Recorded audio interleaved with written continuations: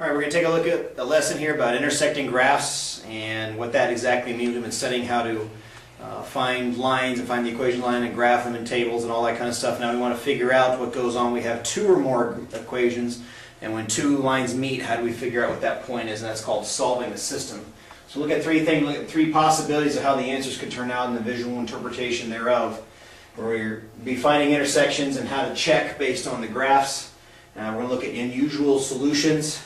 And then we'll lastly take a look at how to use the graphing calculator to do this. All right, first thing is there are three possibilities.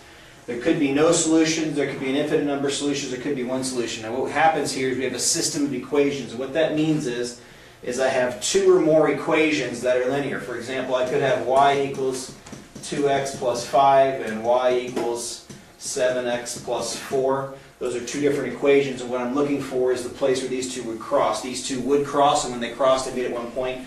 So this system here would be a one-solution system if I were to actually graph this thing. So the idea, first of all, what a system is, it's a two or more equations and trying to figure out where those lines meet. All right. Next thing is what does it look like when there are no solutions? Well, that's really simple. We have a situation where you have the lines that are parallel. So I might have, for example, two lines that run exactly the same slope. They're always the same distance apart, they're never getting close together, and therefore they never meet. In that situation, you would have no solutions. An equation, for example, would be y equals 2x plus 4 and y equals 2x plus 6. That's not these two equations, but those two equations would not be able to intersect. You can notice they have the same slope. These are in slope-intercept form. They both have a slope of 2. They have different y-intercepts, therefore they're going through the y-axis in different places and heading off of the same rise and run, and therefore they would never meet. The next thing that could happen is you could have an infinite solution, and what would happen there is you have this situation where you have a line, and then you have a line that's exactly the same thing. It ends up going right on top of it. So you have an infinite number of solutions because there's an infinite number of places that these two lines cross. An example of a system like that would be something like this. Y equals 3x plus 5, and y equals 3 times x plus 5/3, just written in two different ways. If you distribute that 3, that would be 3x plus 5 again. Those are the same equation. It's not always that obvious. In this case, it's obvious, but you can have different forms of the equation where it's not quite so easy to see. But basically, when it boils down to it, you have two of the same equation. When you have two of the same equation, obviously that system is going to have an infinite number of solutions because anything that works in the first equation is automatically going to work in the second equation.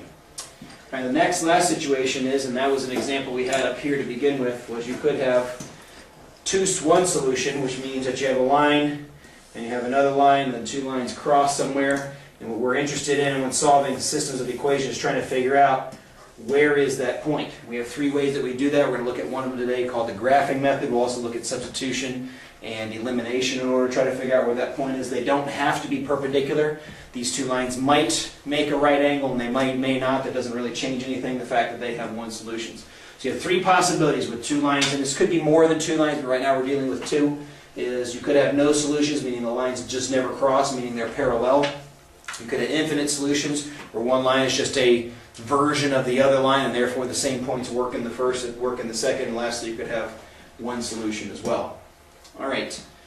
Next thing we want to worry about is finding intersections, and in order to be able to do that, I need to be able to graph these things. I need to be able to graph both equations. I need to be able to try to see where they cross. I'm going to graph these using intercepts and see if we can't get some answers out of this. And you want as big a scale as you can when you go to graph these because this is a very imprecise process. So in order for me to try to find an actual answer, I want to be able to try to use as big a scale as I possibly can. So, using intercepts, in this case, I'm going to go by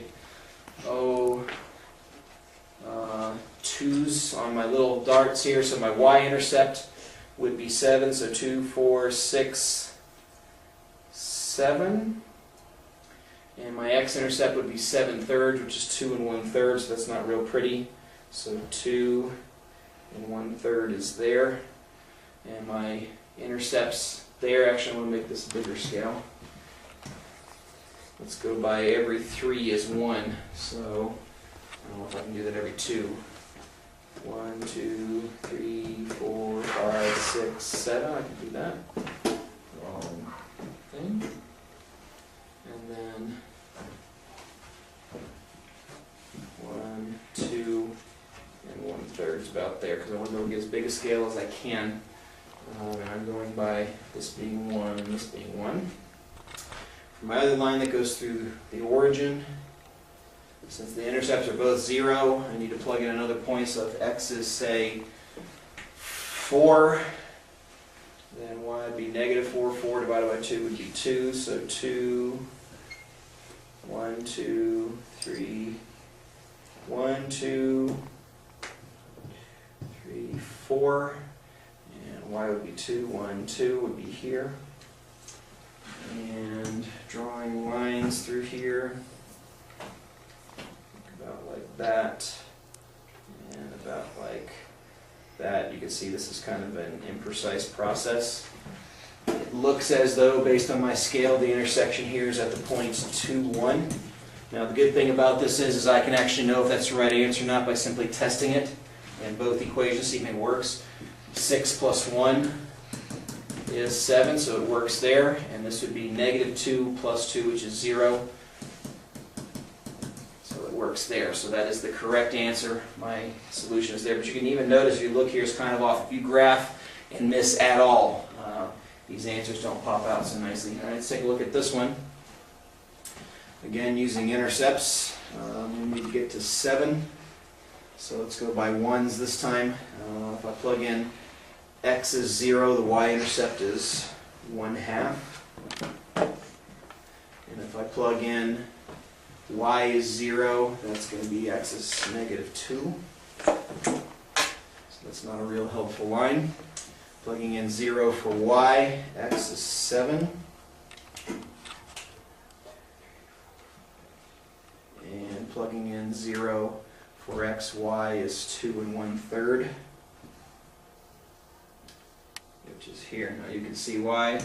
Hopefully in this process, this is not an exact science, and there are better ways to solve things in situations like this. And didn't turn out real nicely, so I have to make some guesses here. It looks like maybe the point 4, 1. So let's see if that works. That'd be 2 minus, it'd be 2 minus 2, which is not negative 1, so it's wrong. This is not a correct answer. So let's try, move them around a little bit. Let's see if I can't find a better spot. This is doing exactly what I'd hoped for in this question. Still looks like 4, 1. 4, 1 doesn't work. 4, 1 does work in the bottom one, so that's going to be 2 minus 2, which is not negative 1, so that's not the correct answer. So this system is not working out very nicely. In fact, I get a strong feeling this has a fractional number for the values of its answers, and that's the problem I wanted to illustrate here, is that this thing can look like an answer. I might even have graphed it well, but finding out exact weird answers is very, very difficult to do. So this one doesn't work out, and I intended for it not to work out so that you could see, even though I have a nice, fairly good graphs, I've got my intercepts in the right places. Finding an exact answer that's in a weird location is really difficult, and that's what makes using intersections a difficult thing to do. I just want to show you real quick what goes on with the unusual solutions, and I'll just go by 1s here and show you what happens. Here, if I plug in x is 0, y is 3 1/3. If I plug in y is 0, x is 5. And if I plug in y is 0, x is negative 1/2. And if I plug in x is 0, y is negative 1/3. And this one will be a little bit difficult to see, but you'll get the idea, I think, here, what's going on. So I go through these 2 points.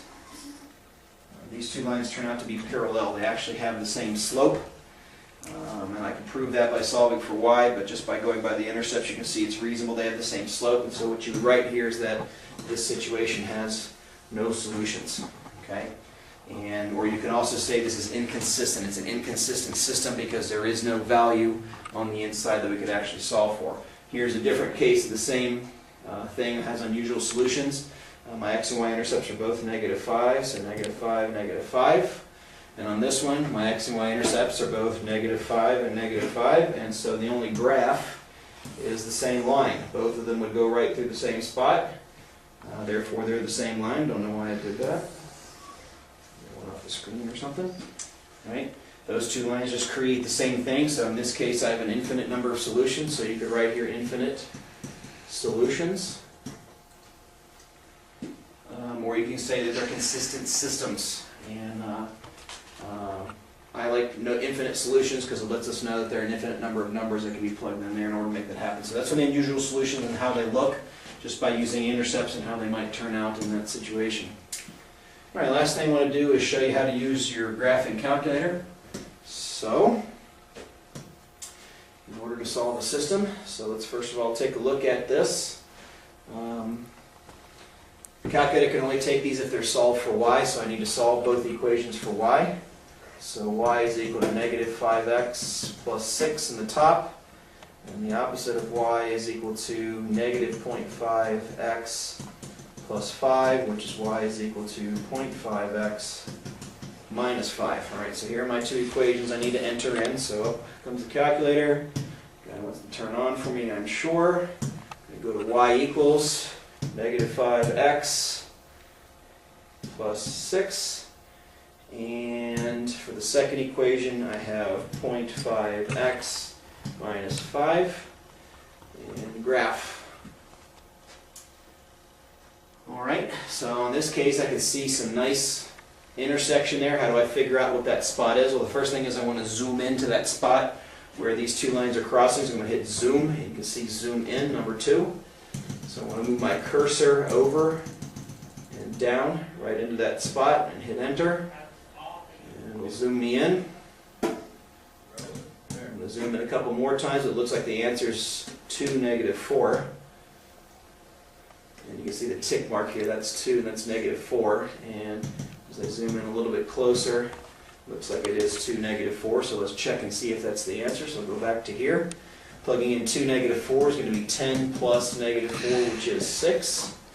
And plugging in 2, negative 4, that's going to be 1 minus negative 4, which is 5. That is also correct. And so the point 2, negative 4 is the solution to the system. So that's easy enough on my calculator in the zooming process. Let's try this other one to solve them for y. In this case, y is equal to 1/2 x or 0.5x is how I'll type that in my calculator. Here we have negative 3x is equal to negative 3y is equal to negative 4x minus 12. This is why solving literal equations is so important. You've got to be able to do this. So y is equal to 4/3 x plus 4 when you divide everything through by 3. So those are the two equations I need to enter in. So my calculator comes back, go to y equal, clear this equation. I want this to be 0.5x. And clear this equation. I want this to be parentheses 4/3 x plus 4. Graph. Now you're going to notice something happen here, which is exactly nothing because my screen is still 7 where I zoomed in before. So go to zoom. 6, that takes me back to my standard screen. Let's see if we can find where they cross. They do. Cross somewhere down in here. So let's trace, and I don't want to trace, I want to zoom in.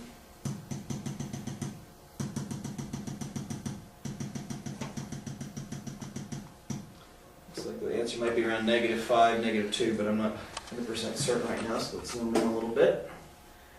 So there's one zoom in. Got the crosshairs there.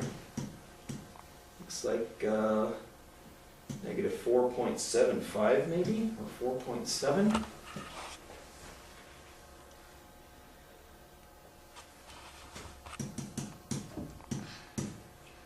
Negative 4.8, negative 2.4. There's a nice one. Zoom in a couple more times, let's be sure about that one. And again, even with the graphing calculator, certainty is pretty tough. So I'll need to check this thing. So it does look like negative 4.8, negative 2.4. So let's give that a try. So negative 4.8, negative 2.4. Alright, well that's going to work here. That's obvious because twice the y is equal to the x. So it actually works in this one because 4.8 is twice 2.4. Now here's the one I got to check it in. So let's get the calculator going here. 4 times 4.8 negative.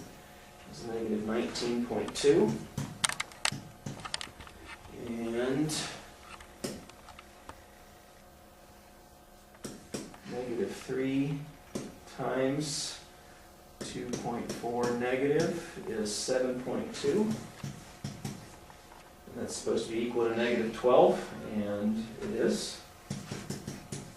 So it works in both equations, so it's the right answer. Even though it's not a pretty one, I was able to zoom in and use my graphic calculator in order to figure out that intersection spot. So, good way to check answers. I don't know that this is the best way to solve them. We'll see those when we see the other two lessons that will be going on there.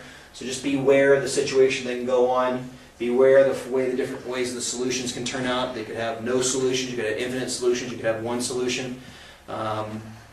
Make sure that your graphing is very, very, very precise.